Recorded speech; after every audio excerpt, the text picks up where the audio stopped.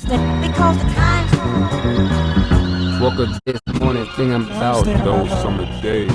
best friend got caught up when I stayed in Douglasville. Doing some stuff by myself. I'm a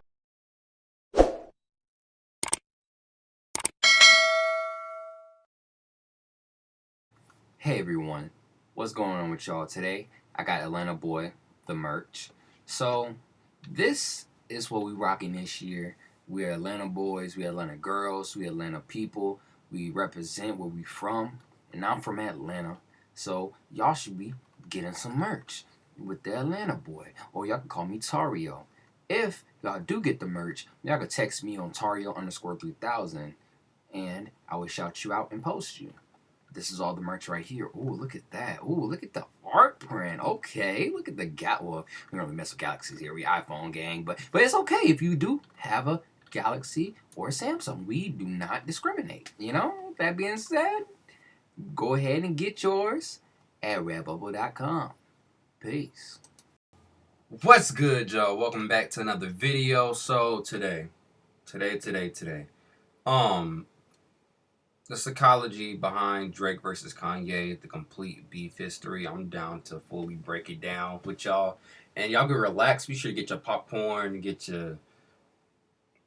your drinks, get all that, bro. Look, I had this shirt for a long time. I had this shirt since like 2015 or so, and I can still fit it. It was large as hell for me back in the day. But you know how older shirts, they got like, you can possibly see, I see that hole? Yeah, I got old holes and, no. I like it, personally. That's my style. The success of the Genius of series has boosted my subscriber count by the thousands, but since I'm passionate about the music industry, I sacrifice money for the views by putting the artist's music in them. In the bio below, feel free to check out my donation choices, as it would help me continue making passionate content for you all. Thank you for watching, and let's begin. Drake and By the way, this dude like reached out to me on multiple videos I made of his, and he said thank you for like promoting, thank you for watching it, thank you for telling me what you think about it. He's a real genuine dude, and I appreciate that fully.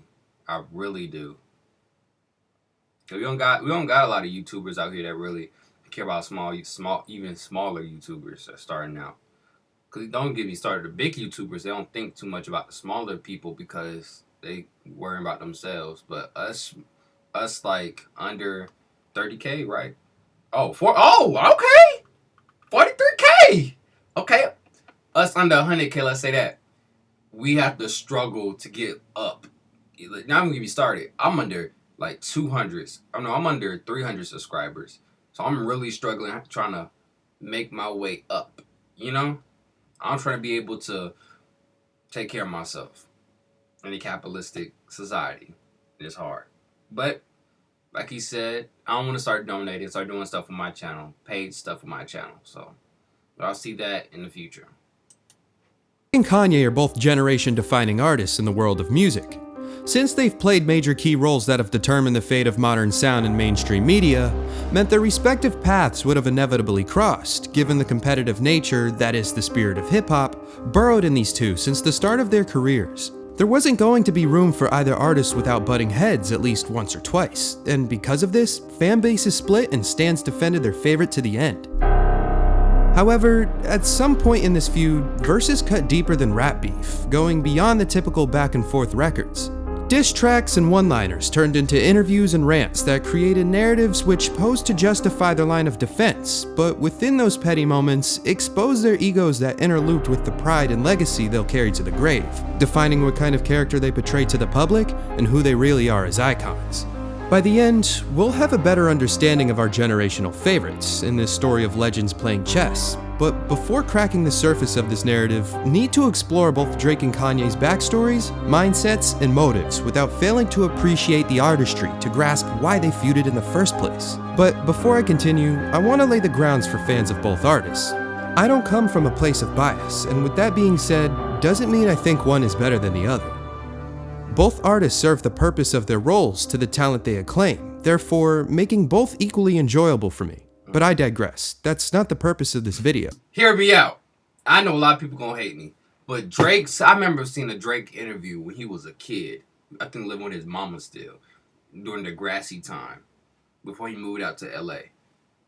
He said, without Kanye college dropout, I don't think I'd be doing this right now. The ongoing debate on who's better and why is irrelevant in this breakdown because we're here to look at something else. To appreciate the greatness both artists have brought to the table and how amazing it was to be a part of such an experience as this beef unfolded over the past decade. To see something special we take for granted every day, and that is to be living in a time that can allow the freedom for artists to strive and battle one another, which for them can be a burden to carry, and because of that pressure, allows them to deliver brilliant bodies of work, which gives us shared experiences with the press of a button. But without victimizing our celebrities' actions entirely, can try our best to understand our opposing sides to better grasp why they've chosen these views. So without approaching this segment as a fan of one or the other, approach this from the perspective of being a fan of the culture, because at the end of the day, what kind of music would they make without their rivals? Yeah. With pride set aside and our biases in the trash, let's figure out when Yeezy went crazy, Drizzy hid his son from the world, and understand the psychology behind Drake versus Kanye.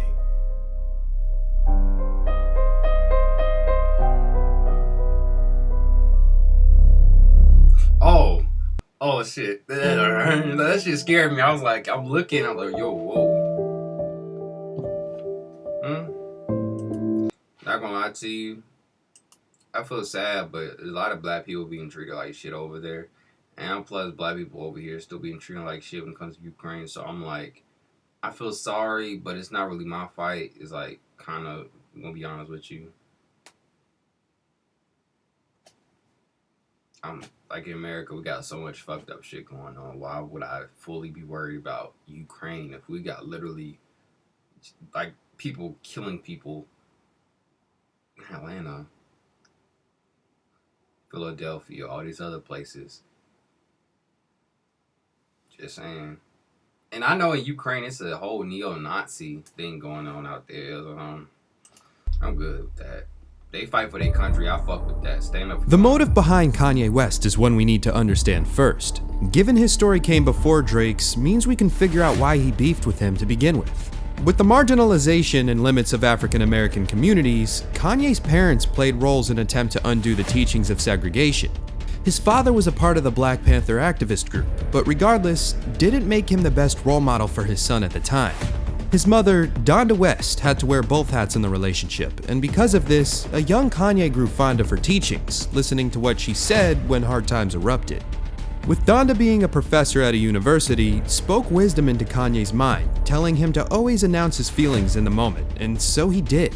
Peers and teachers would laugh when he'd embellish his dreams of greatness, but the confidence Donda had backed in him motivated him to pursue these ambitions no matter how much hate he had gotten for it. Life wouldn't always be so easy in the south side of Chicago when living paycheck to paycheck, but despite these struggles, Kanye had already been highly skilled in audio production as a young adult.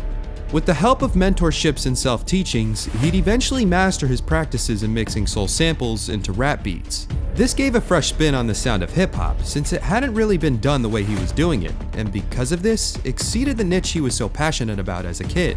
With years of drive and repetition, Kanye had finally evolved into someone who was talked about in mainstream media, growing his confidence when proving haters wrong, and making his mother proud.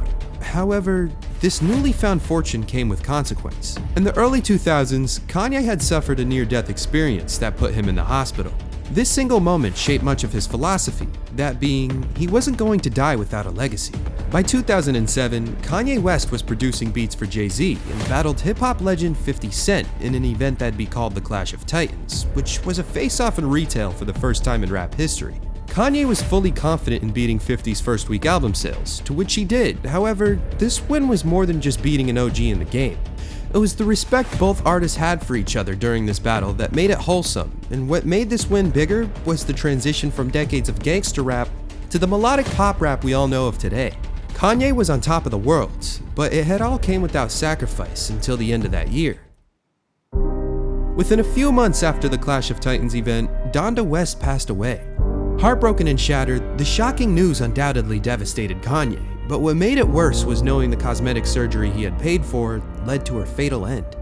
Carrying the blame of his mother's death on his conscience, Kanye hoped to redeem his mother by becoming the greatest artist that had ever existed. It wasn't Kanye's direct fault she had passed away, but in his mind, that didn't matter. The money gained from fame, that stemmed from the potential she had always saw in him, killed her. The pressure Kanye effortlessly put on himself became his belief that losing his power in mainstream music was a disservice to the woman who made him, because in his mind, her death would have been for nothing if he didn't take out anyone who'd try to surpass him. Of course, I get it. The motive behind Aubrey Graham is one of reverence. Living with his mother in the snow city of Toronto, Canada, he would often travel across the Canadian state's border to visit his dad in Tennessee. From a young age, Motown and hip-hop were predominant in both cities, sparking his interest in the rich cultures from both areas. By 15, the Canadian native was skilled enough to be casted for a televised high school drama, but within a decade of playing the role, studio choices offset his path to making it a lifelong career, putting Drake in a position where he had money, but was running out of it fast. Whether it be in acting or music, being in the limelight for so long grew his dream of becoming a star, and had strategized a plan in hopes of becoming a rapper next. However, Drake wasn't from the streets, and instead from a predominantly Jewish background, and because of this, made it difficult to be accepted in the rap game, only furthering his drive to write music.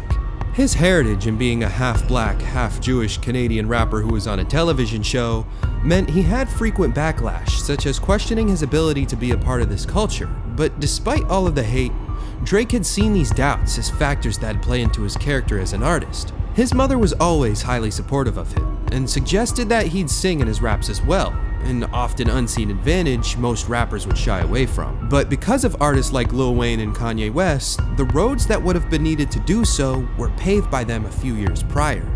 With the confidence and respect Drake held for the game, the passion he had for competition rose him through the ranks as an underground artist, eventually hitting a stopping point to which he'd consider recasting his dream and becoming a pop star.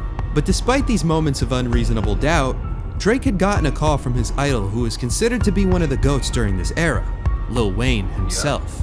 He would soon fly Drake across the United States and mentor him through the trenches of the music industry. Because of this, his drive for dominance grew beyond the potential anyone could see in him, eventually becoming the hottest artist out of Canada, putting Toronto on the map and dominating the industry in a way that wouldn't leave space for other artists to compete, ultimately putting distance between himself and the ones who came before him.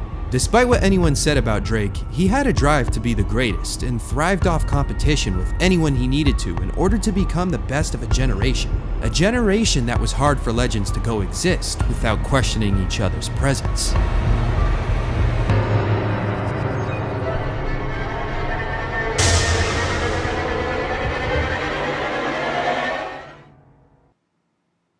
Stuff. We love stuff, and there's some really great stuff out there. But I doubt that any of us will look back on our lives and think... Obi-Wan? I think that was Obi-Wan.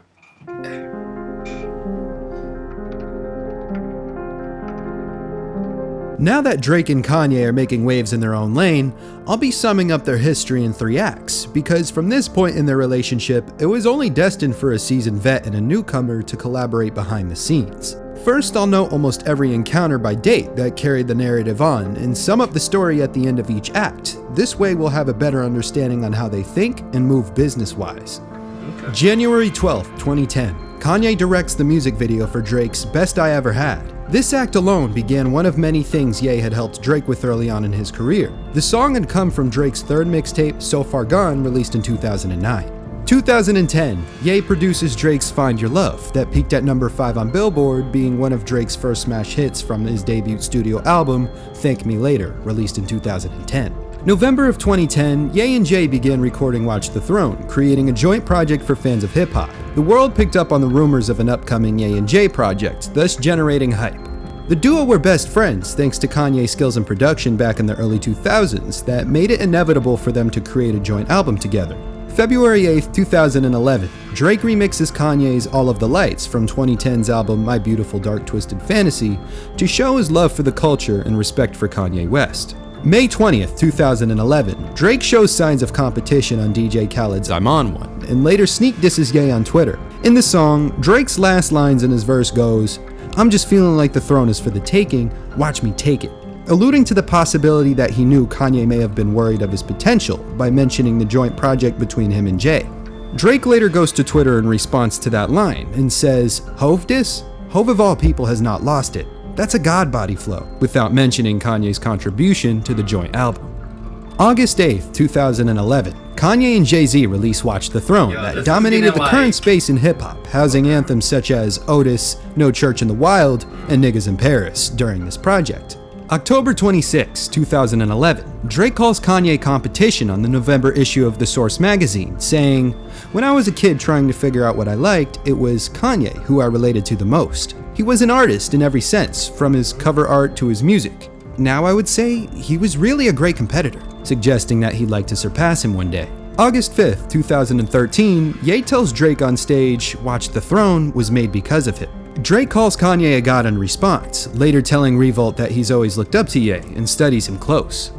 June 18th, 2013, Kanye released his 6th studio album Yeezus, and within a few months, Drake remixes Migos' Versace. The Yeezus album was heavily criticized by fans at the time, given Kanye experimented more with electronic music. However, in the Versace remix, Drake says, "I do not fuck with your new shit, my nigga, don't ask for my take on it." Although this isn't directly a diss, the line did follow bars that were considering he may have been referencing Kanye after all, with lines like, "Rap must be changing cause I'm at the top and ain't no one on top of me," and a few lines before the probable Yeezus diss saying, "The album is coming, September, just wait on it," alluding to his upcoming record, "If you're reading this, it's too late," having more replay value than Kanye's Yeezus.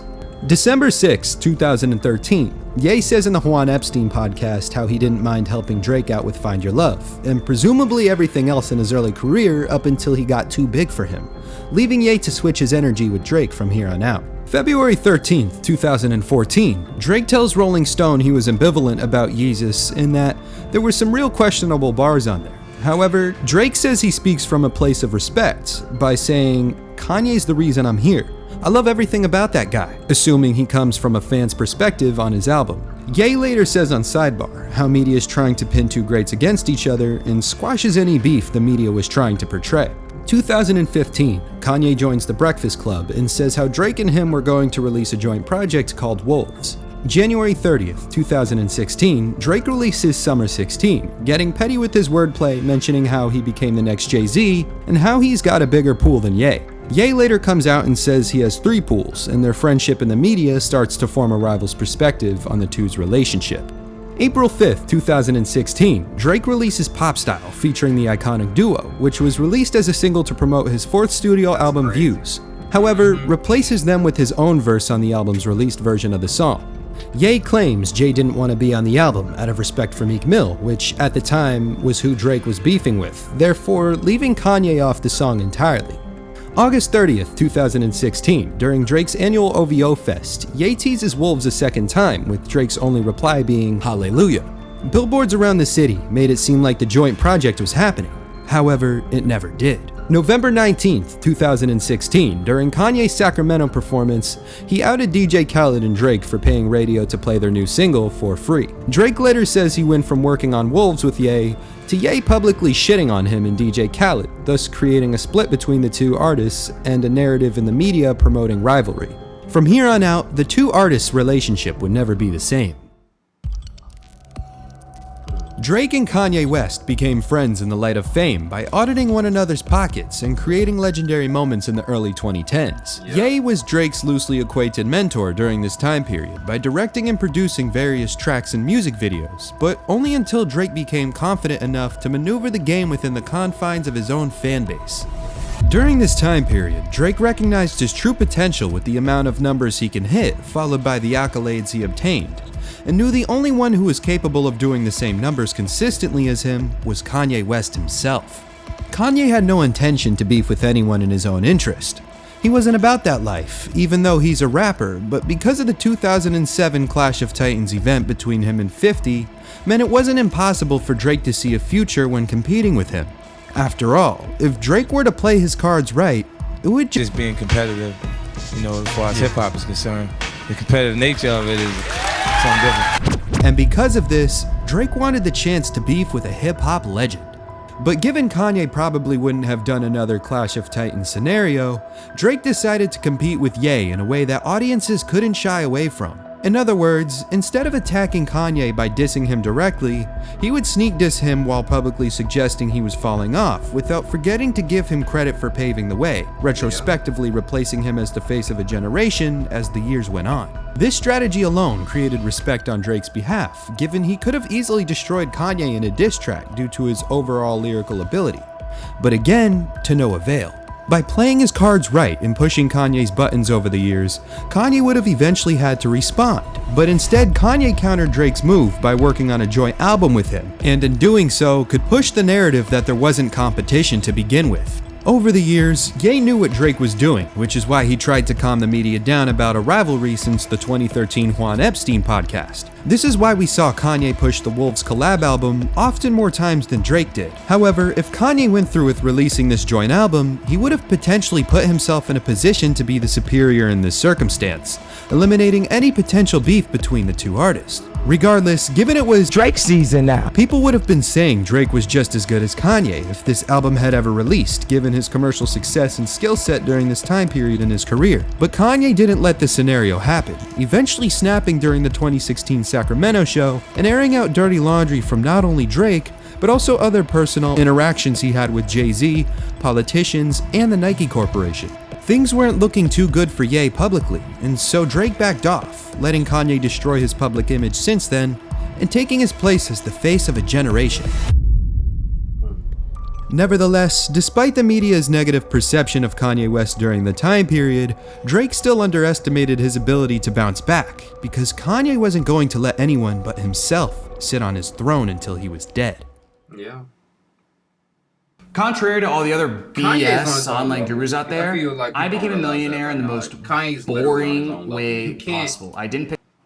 Kanye's just up there. Like, you could try, but it's not possible. 'Cause The he's gonna entirety of find a way 2017, to stay Kanye took a relevant. year from releasing content, working on his good music artist projects, and strategizing a way to overthrow Drake to reclaim his throne in mainstream music.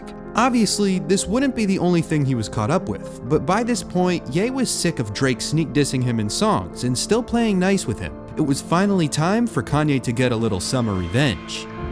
Early 2018, Kanye planned to hang out with Drake, selling him on a story about needing to be transparent with him, which meant playing his unreleased music from his upcoming album Scorpion and telling him the release date. Drake hesitantly played songs off the unreleased Scorpion album, and Kanye showed Drake the Lift Yourself beat, promising to have him on it. By the end of this interaction, Kanye invites Drake to his Wyoming home studio. March 8th, 2018, Drake's producer 40 heads to Wyoming on the 7th, a day before Drake did, admitting to Drake that something felt off. When Drake had arrived, Kanye told him he needed to know his release dates, even though Drake wasn't keen on sharing his schedule. Drake ends up showing Kanye March 14th, a song about a son that he's hiding from the public, and is thinking about putting on his upcoming album, Scorpion. At the time, and that's Kanye when wasn't fond of Pusha Nike, T- given they denied any creative control over his sneaker brand Yeezy, so instead signed a contract with Adidas. Drake must have told him he wanted to reveal his son during a press release with Adidas and shared a picture of his son Adonis to Kanye. In pure speculation, Kanye probably didn't like Drake's press release plan, given his contract was with the same company. Regardless, this would have been one of many problems that carried out on this day. The rest of the time, Drake and 40 helped Kanye with his upcoming album, Ye, writing the chorus for Yikes that would later appear on it. Drake and 40 left Wyoming with the promised verse on Lift Yourself and felt like they had accomplished nothing for themselves. April 16th, 2018, Drake goes to Instagram to announce his 5th studio album, Scorpion. April 19th, 2018, Kanye announces his 8th studio album, Ye, along with 4 other artists' release dates from his Good Music record label on Twitter. By doing this, Kanye flooded the music market, leaving Drake with less room for ears on his summer release date. The release date he told Kanye a month prior during the Wyoming studio session. April 29th, 2018, the promised Lift Yourself beat was released without Drake's verse on it. Kanye uploaded the promised song, to which a majority of the lyrics were poop diddy scoop, scoop diddy whoop. Nobody knew why Kanye did this, besides Kanye and Drake. May 25th, 2018, an early 2000s rapper by the name Pusha T is the president of Kanye's Good Music label, who coincidentally had beef with Drake's mentor, Lil Wayne, way back in the early 2000s. On the Daytona track Infrared, Pusha T disses Drake for having ghostwriters. Later that day, Drake sends an invoice of $100,000 USD to Push in regards to reviving his career after this diss, and drops his response, Duppy Freestyle, a diss track to Pusha himself, Kanye for letting him release this song, and mentions Pusha T's fiancée, Virginia Williams.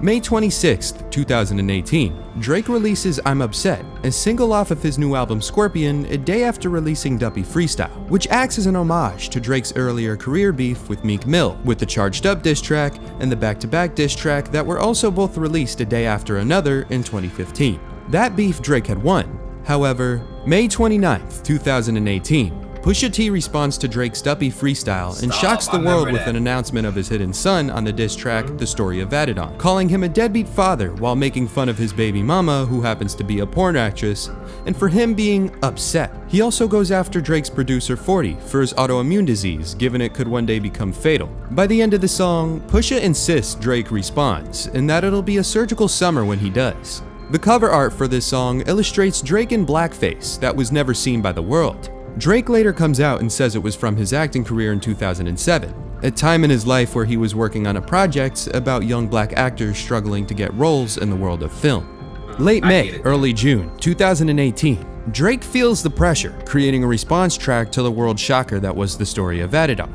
Drake calls LeBron James and asks him if he'd be disappointed if he had released this song, because apparently it would have made Drake the bad guy in this beef. Regardless of what information Drake may have dug up, LeBron said he would never be disappointed in Drake. Drake decided not to release it because he didn't want to be the villain in this beef, neglecting another chance to play into Pusha T's game, and didn't want to give him any more mainstream attention than needed. Mid to late June 2018, Drake reworks a majority of his Scorpion album, creating Nonstop, Emotionless, 8 out of 10, Mob Ties, and In My Feelings. On In My Feelings, Drake sings about a woman named Kiki, sparking rumors that Kiki was Kanye's wife, Kim Kardashian. June 29, 2018, Drake releases his new album Scorpion that loosely responds to Pusha T's The Story of Adidon diss track by sneak dissing Kanye and addressing his newly found fatherhood throughout these various reworked tracks. His appearance on this album seemingly goes unbothered in light of having a son to celebrate, but regardless of what his next move would have been, popular opinion still swayed towards The Story of Adidon after the bombshell reveal of his son, ultimately making Pusha T the winner of this beef. On the track Talk Up, Drake has Kanye's best friend Jay-Z featured. The instrumental samples an old NWA song that Kanye once experimented with. I'm like this, I'm like damn, this dude really going in. For Jay-Z in the early days of Kanye's career. August 3rd, 2018, Travis Scott releases Sicko Mode that features Drake. In the psychedelic 3-part banger, Drake subliminally raps about heading to Kanye's house and screwing his wife, Kim Kardashian, furthering the idea that Drake had slept with her after the In My Feelings track and continuously poked fun at Kanye's insecurities.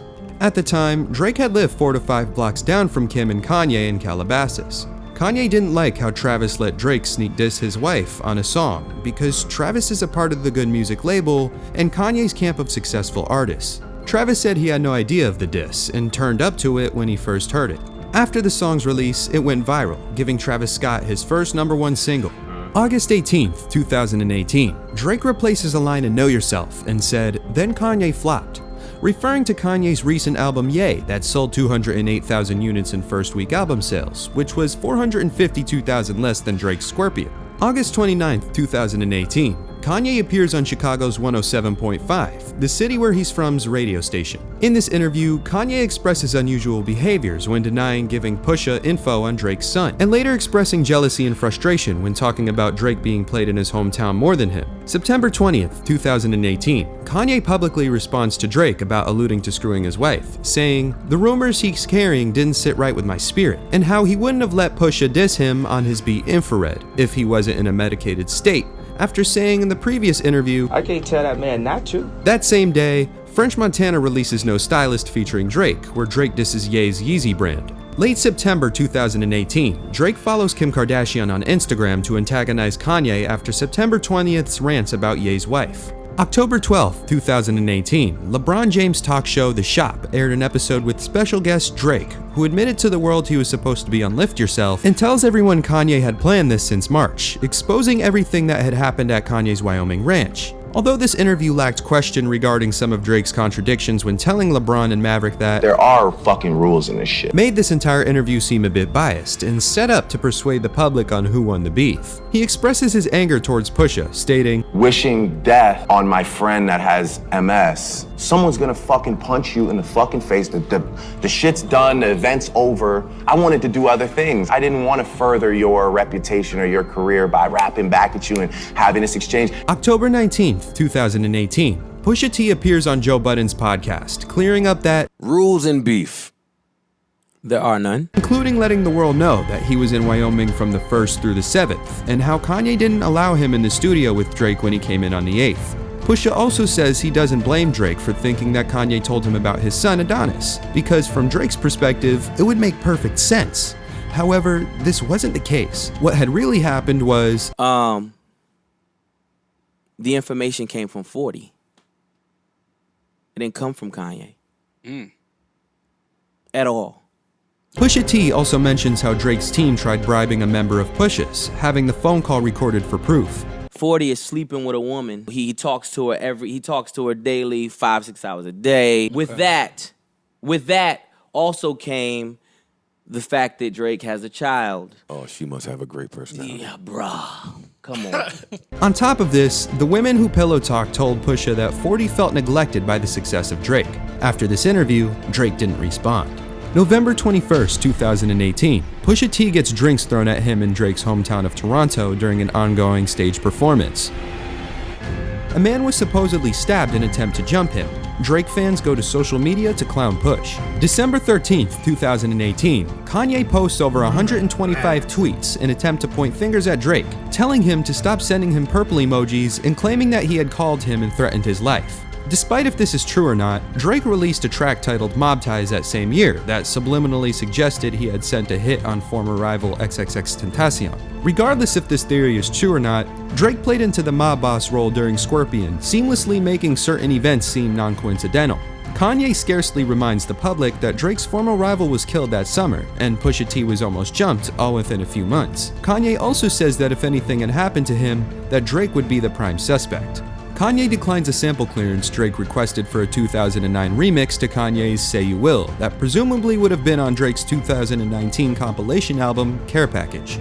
Drake responds on Instagram with 3 laughing emojis. December 29th, 2018, Kanye finds out Drake followed Kim on Instagram back in September to get on his nerves, and angrily responds on Twitter to express how he feels about this. Kanye later deletes these tweets. January 2nd, 2019, Drake unfollows Kim Kardashian after Kanye's expressed his undeniable discomfort. December 25th, 2019, Drake concludes the decade with a 2-hour interview from Rap Radar, telling them the Pusha T diss track The Story of Adidon was a genius chess move and how he had won because of it. Salty yet honest, he also tells them that he has no interest in relinking with Kanye after the Wyoming incident, leaving the beef at a temporary stalemate.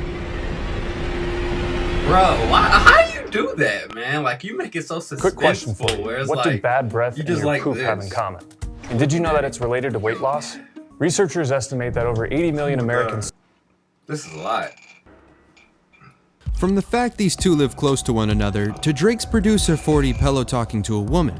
As funny as this section was messy to unfold, it all began when Drake fed into Kanye's plan during the March Wyoming session. During this session, Kanye used his hospitality to obtain Drake's release schedule, and as a bonus, learned about his son Adonis. Ye then used this information against him by announcing release dates for his own label's projects over the course of when Drake was supposed to release, which in return messed up his first week album sales for Scorpion, on top of trolling him by releasing the song he was promised to be on. In doing so was Kanye's way of getting back at Drake for all of the sneak dissing and button pressing he had done during Act 1, and in Kanye's eyes, a taste of his own medicine. By the time Drake had figured out Kanye's plan to take back his spot in mainstream music, it was too late because Kanye was already steps ahead. One of Kanye's artist album releases was Pusha T's Daytona that had sneak dissed Drake in hopes he'd respond, but with how fast Drake had released Duppy Freestyle on the same day, shocked Push, as mentioned in the Joe Budden interview, admitting his quick response messed up his press release for Daytona. This is when the beef went from Drake versus Kanye to Drake versus Pusha T. Kanye was able to avoid being pressured to make a diss track by inserting a real MC into a fire he set ablaze. Drake attacked Push by the lack of accolades and social status he has, which ultimately fell flat because Pusha T never desired to be a pop star in the first place. This was Drake's moment to finally beef with Kanye, yet was so eager that he fell right into their trap. Not only did Drake make the wrong move by responding to Push, but also decided to mention his fiancée in the track as well, thus giving Push the all clear to take things to the next level by announcing his son to the world in the story of Adidon. The reveal alone was enough to seal the opinion of the media when deciding on a winner of this beef, despite Drake's lyrical ability in Duppy freestyle. How Push got the information about his son is where things get confusing. Given Drake had shown Kanye a picture of his son during the same time he was gathering information to overthrow him, only made sense since Kanye would have just told Push. But Push claims this isn't what happened. I could only imagine the follow-up diss Push had for Drake if he had responded to the story of Adidon. It would have been another world-shocking diss track that would have revealed how the woman I just looked this way and then I seen some glance. I thought I was getting hacked for a second, but no, it's like, y'all look at this. So I was responded like to the this, story right? of Adidon. It would have been another world-shocking diss that? track And I was like that would have looking this revealed way and how I the looked woman up here, 40 oh, Pella fuck, talked with betrayed his trust and opened his mouth about Drake's son to Pusha T's camp. It's a good thing Drake bit his tongue before deciding to release this supposed unreleased diss track, otherwise he would have dug himself into a deeper hole that would have been harder to escape from. But still, Push could potentially be lying about 40 in favor of making Kanye look innocent in all of this. Think about it. When piecing together these loose details, we can recall that 40 was at Wyoming a day before Drake was, and told Drake something fell off as mentioned on The Shop. Push later appeared on the Joe Budden podcast, admitting he was at the same location from the 1st to the 7th, and that the 7th was a day before Drake had arrived to Wyoming. The same day, 40 made this call to Drake. That means if both Drake and Push are telling the truth, then Push and 40 were in the same location on the same day, and had most likely worked together in Kanye's Wyoming studio. Either Push and Kanye created this master plan and pinned 40 as a loose-lipped traitor, or 40 had a woman with him who ended up spilling this information to Push during this day. What do you think happened? Let's talk about it in the comments below. With everything that has transpired publicly, Kanye was caught in a few lies. On Ye's September 20th, 2018 guest appearance, he says he wouldn't have let Push diss Drake on his beat, but then also says, "I can't tell that man not to," ultimately contradicting himself while claiming to be in a medicated state. Granted, Kanye was fighting his own demons at the time. However, it didn't excuse him from the media questioning his role in all of this, given he had started this controversy to begin with. Yet, still avoided dropping a diss track on Drake, and I partially believe this is because Kanye knows Drake is lyrically better than him. Regardless of skill level, Ye isn't as faithful to the origins of hip-hop like Drake is. Let me explain. Kanye doesn't make diss tracks because he primarily focuses on being a legend, the likes of Michael Jackson or the Beatles, hence the Pusha T involvement when Drake finally got his chance to let loose with Duppy freestyle. In Kanye's mind, if he were to beef with artists he sees below him, then he'd let their legacy dirty his shine. However, in doing so, contradicts a lot of what he represents in the world of hip-hop culture. Let me explain. Hip-hop was based on battle rapping, and with the staged 106 & Park Clash of Titans event between him and 50, showed his competitive side existed when it came to first week album sales. But when you become the legend and are challenged by the newcomer who's proved himself a worthy opponent, how are you supposed to consider yourself the greatest rapper to exist without getting in the ring and spitting some fucking heat? Nevertheless, the chess move Kanye made when deciding to let an MC go for Drake's neck was a genius play on his part, but to note my personal opinion, I really wanted Kanye to enter an entirely new level of rap when responding to Drake instead of seeing him tweet. So when I say Kanye isn't as faithful to the origins of hip-hop like Drake is, doesn't make him any less hip-hop than him either. Let's not forget the lanes Kanye has paved for Drake to be on in the first place. Both artists have proved themselves worthy of the title of legend, just like how J. Cole says two legends can coexist in current times. But given how big— This is the problem with, this is how I feel, right? Kanye, he's on his own throne. No one's gonna overtake Kanye's throne. Kendrick, Cole, none of them are. Not even Jay-Z. Kanye is a rap god. Eminem has his own throne, a rap god.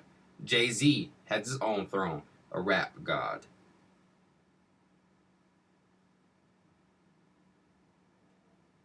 You got kings and you got gods. Kendrick, Drake and them, Cole, all those folks, those are shit tons of kings around in a little room. You know what I'm saying? But gods are in the air. They're like they in the sky. You know what I'm saying? Like they are the legends. Regardless of what we say. Jay-Z is a legend. Kanye's a legend. 50's a legend. Eminem's a legend. They all up there. Snoop Dogg's up there. There's so many rap gods. And there's rap kings. And there's rap princes. I am a rap prince. A lot of people start off as rap princes, right? Or princesses. And then, depending on how you want to grow, on how you want to come up, you become a rap king. And if you stay in it long enough, a rap god.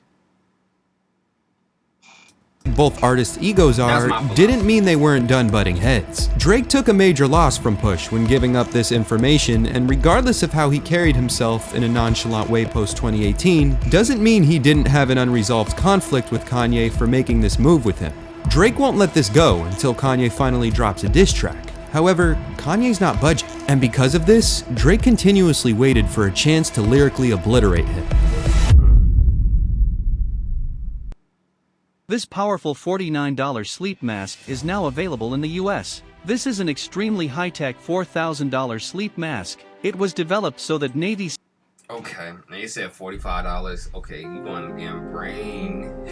having a brain aneurysm. January 10th, 2020. Future releases Life is Good, featuring a bar from Drake who admitted he was caught slipping, referring to the Pusha T diss, but explains how it didn't matter because his public domain still stood strong. July 18th, 2020. Kanye announces his 10th studio album, Donda, scheduled to release on July 24th, 2020. But in pure Kanye fashion, didn't meet the deadline as his way of building hype. July 20th, 2020, Drake releases Only You freestyle, where he inconspicuously reminds Kanye that he hasn't gone anywhere. In the offbeat section of his verse, he alludes to Kanye hiding behind Pusha T during their beef, and reminds him how he'll lay him down lyrically and will only stop rapping when he decides to. August 14th, 2020, Drake releases Laugh Now, Cry Later, a single geared up to be on his 6th studio album Certified Lover Boy that was first announced by January 20th, 2021. Drake delays Certified Lover Boy due to a leg injury and reworks a number of tracks on the album. May 23rd, 2021, Drake was crowned Artist of the Decade by Billboard Music Awards for the 2010s. The artist who had won this before him was Mariah Carey in the 90s and Eminem in the early 2000s. July 22nd, 2021, Kanye hosts the first Donda listening session at the Mercedes-Benz Stadium, telling the world it will be released the following night, and yet again... I still kind of fucked up because, alright, hear me out. It's like, why does it have to be one artist when it comes to those type of awards? Why can't it be like multiple artists? Like, because you have Kanye, he should have been up there when Eminem and well, nah, that was the early 2000s. Damn. 2010? I don't know. Did it. July 24th, 2021, a Good Music representative by the name Consequence tweeted, "We looking for a Drake drop date," thus setting in motion the continuation of Drake vs. Kanye. August 5th, 2021, Kanye hosts another listening session after renting out the Mercedes-Benz Stadium to finish Donda, and tells the world it'll be released on the 15th of the month, to which it never did.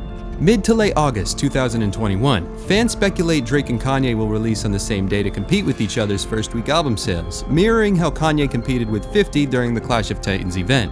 Fans clown Drake on the media, saying he is scared to. August 21st, 2021, Trippie Redd releases Betrayal, with the bar from Drake responding to fans of both artists, reassuring him he isn't scared to compete with Kanye in first week album sales.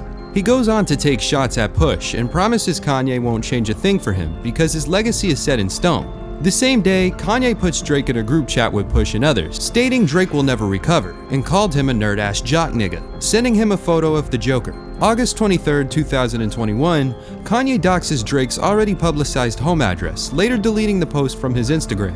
Drake responds on his Instagram story laughing.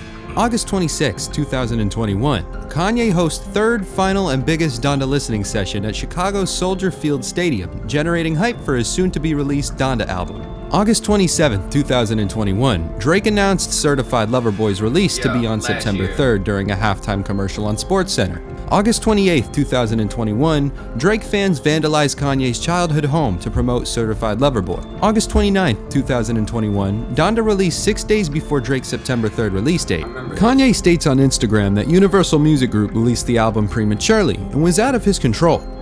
Fans speculate Universal did this because they knew Drake would win first-week album sales and stunt Donda's full money-making potential. Several tracks on Donda dissed Drake.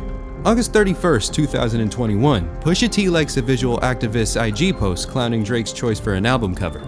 September 3rd, 2021, Drake releases Certified Lover Boy that has a diss track called 7 AM on Bridal Path, where he responds to Kanye doxing his address by saying, "Get that address to your driver, make it your destination instead of just a post out of desperation." Drake also says, "Why the fuck we peacemaking doing the explanations if we just gonna be right back in that bitch without hesitation," referring to an unknown date where Kanye invited Drake back to Wyoming with Future sometime earlier in the year.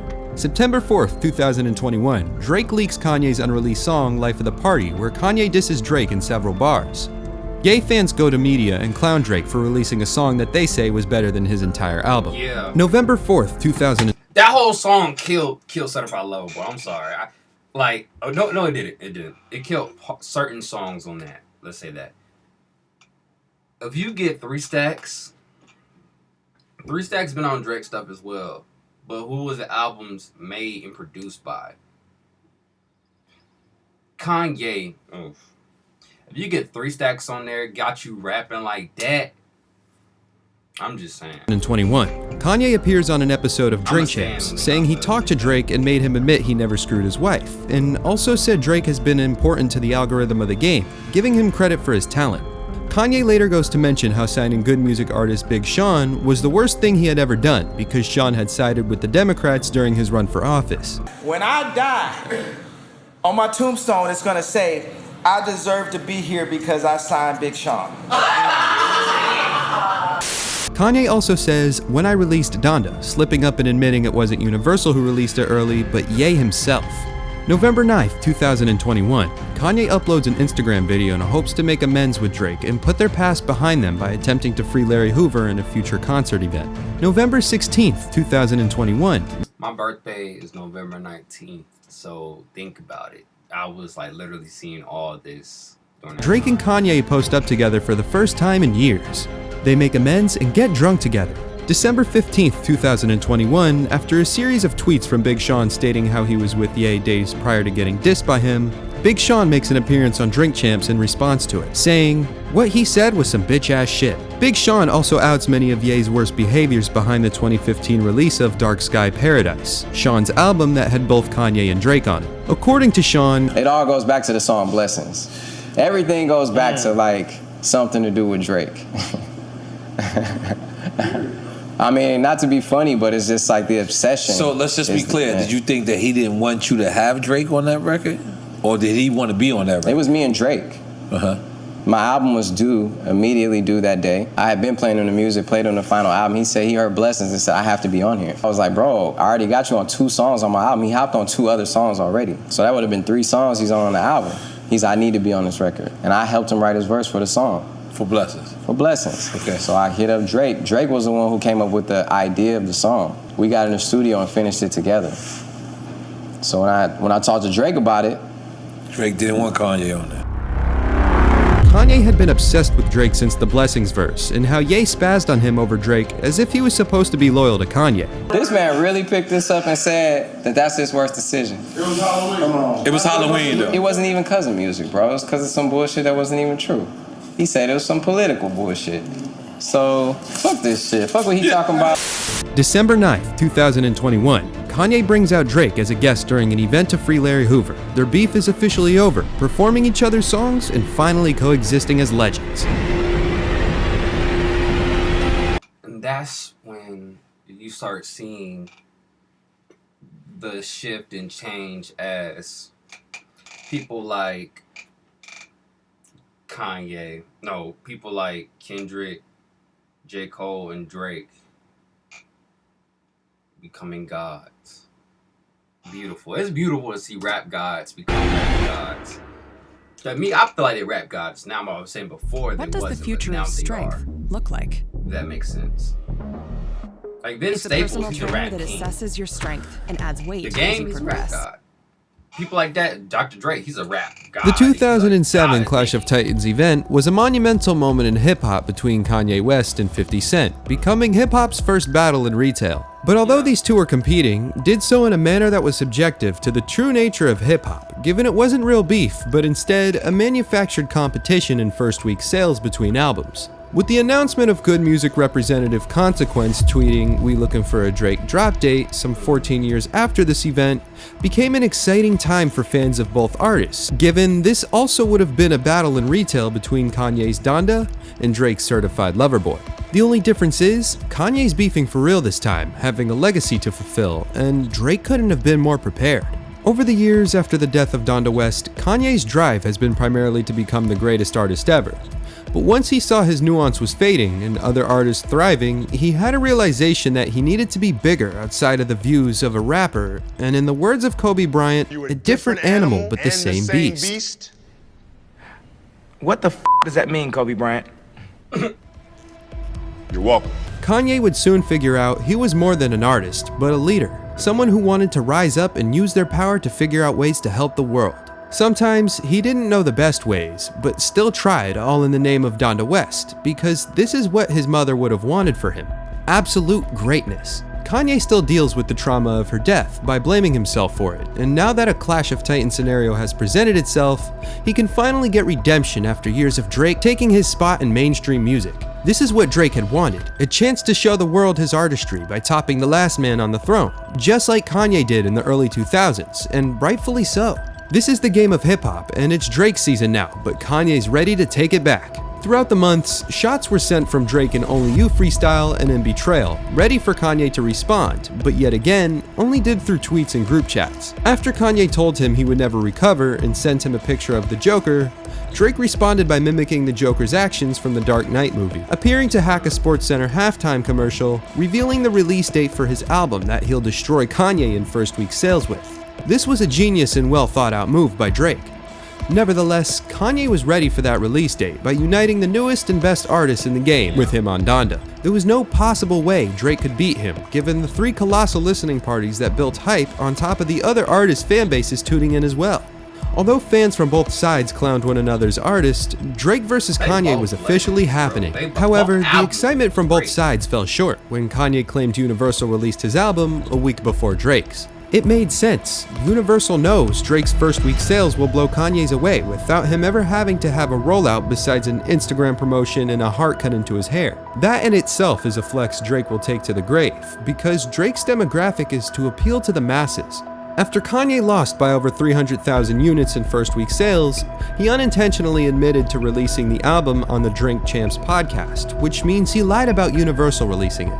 Although this move made many hip-hop fans disappointed, it only made it clear that Kanye knew Drake would beat him out in sales. But with that knowledge, used the Drake vs. Kanye narrative as leverage by gaining popular opinion. When doing something as grand as Kanye's listening events, it creates new experiences people can relate to, thus causing popular opinion to be won by Kanye. But given the tweet by Good Music rep Consequence insinuated this was a battle in retail, in which Drake had ultimately won against Kanye West. Ye eventually became the bigger person and used this Drake vs. Kanye narrative to promote himself during times of redemption, ending the beef between the two and inviting him as a guest to an event in promotion of freeing Larry Hoover. Drake invited Kanye over to his house, to which they got wasted together, concluding that both are legends in their own lanes and ending their beef for good.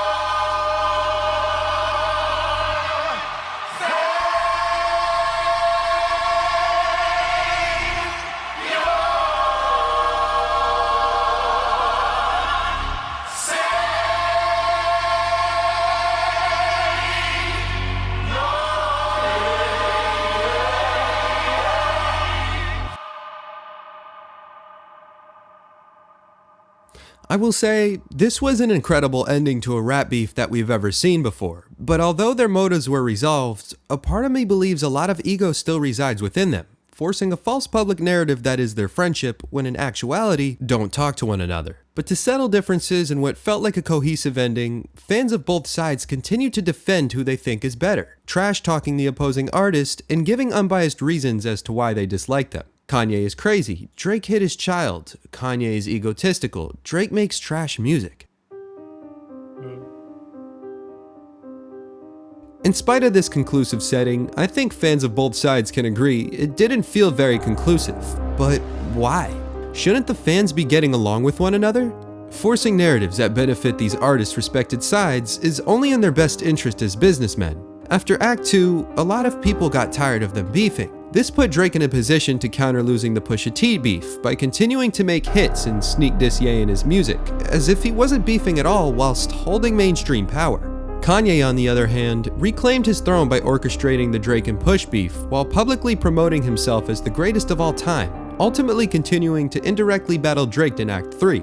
However, Kanye now has to share this throne with Drake because he wasn't beaten by Kanye, a man who came up on battling first week sales with 50 Cent, but beaten by Pusha T, an MC who doesn't care about the accolades and critical acclaim that Drake tried using against him. Now that we've dove into the psychology behind Drake versus Kanye, we now have a better understanding as to why they've beefed to begin with, hopefully holding a certain level of respect that can be turned into an unbiased window for opposing sides to take a listen to one another's favorite artists' music. But regardless of opinion, both artists hold mainstream power and can finally lay claim to their respective lanes without interference. Drake became Artist of the Decade, fulfilling his motive to become an all-time icon, and Kanye is fulfilling his motive as well, honoring his mother by being one of the greatest too. For them to coexist at the same time in a culture we love is incredible. But if it wasn't for the sneak dissing, shade throwing, chess moves, and celebrity drama, what would become of the culture we're so fascinated with? At the end of the day, this is how the game should be, how we as a community should view it. By seeing something special we take for granted every day, and that is to be living in a time that can allow the freedom for artists to strive and battle one another, which for them can be a burden to carry, and because of that pressure, allows them to deliver brilliant bodies of work which gives us shared experiences with the press of a button. If you've enjoyed this content, consider subscribing and commenting to help support the channel. Check out my socials and feel free to donate in the bio below. Thank you for watching. Bro, real talk. That was a fucking movie for me, man. I literally learned a little bit more about the Drake and Kanye beef. But honestly, I feel like they should have never beefed in the first place. Drake should have just been like, okay. But Kanye should have known. Like, same thing with Jay-Z, known. Someone's going to take over. Someone's going to become the next king. Someone's going to be the next popular god. There's got many rap gods that just sit there up in the sky like, look at them. They're cool. You know, they're doing their thing. Oh, look, we got a new rap god. He's still popular. He can do whatever he want. You know? But just know, every rap god can sell stadiums. So, regardless, y'all made it. Y'all don't need to be beefing. I feel like... Okay. I feel like Drake got far as he did because of his complexion and how he looks. They don't like... And Kanye West speaks his mind too much. That was his mom instilled in him like, yo, you speak your mind, forget how everybody else feel. And that's what Kanye been doing for so long. And Drake was like, he's like, he don't fuck up his bag. He don't mess nothing, no opportunity up. He keeps his quiet like, okay. Okay, cool. You know, he like stays on the sideline. He just analyzes, all right. But then he starts surpassing Kanye a little bit. And started being a competition with Kanye. And, you know, Kanye don't like that. So he tried to sun him. And Drake was like, fuck no, you're not sunning me. And we see who won. But I can say Kanye did drop a STEM player. You could listen to all types of music on it. And you could make your own. You could literally play with any song, and it's crazy how you could do that. Songs that they allow to do that for, and that's compatible for that. I would tell Drake and Kanye, yo, y'all freaking legends. Y'all paved the way for people like me. It sucks that y'all beef, but I get it. I just hope Cause I know y'all not really friends, you're not cool like that, but y'all do it for the, you know, the public eye. I hope y'all continue to do that.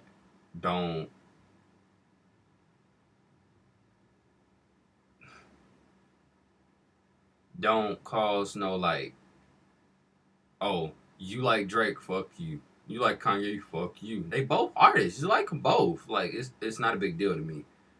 Like this beef shit is like for little kids. When grown men that makes millions of dollars beef, that's some little kid shit, bro. Y'all can easily do something together and call it a day. Or y'all don't have to see each other. I'm glad they ain't seeing each other like that. That being said, what y'all think about this beef? Me personally, I feel like beefing is stupid. That's how people die. The only beef I like is what you call it, ground beef with my nachos and my tacos and my burritos, something like that. And yeah, peace. Actually, shout out to my boy, showing love again. Shout out to you, bro. Peace. Mario the poet.